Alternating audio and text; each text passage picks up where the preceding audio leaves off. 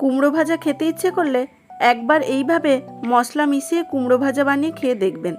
খেতে যেমন সুস্বাদু হয়, তেমনি কুমড়ো ভাজতে তেল বেশি লাগে না। তাই যারা স্বাস্থ্য সচেতন তারাও মনের আনন্দে খেতে পারবেন।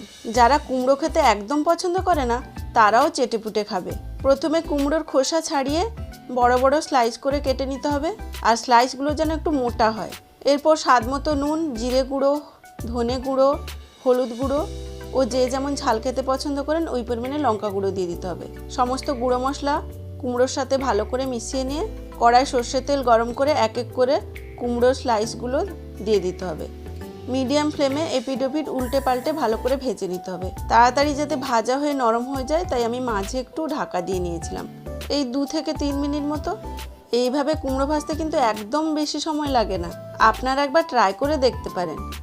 যেমন সুস্বাদু তেমনি স্বাস্থ্যকর।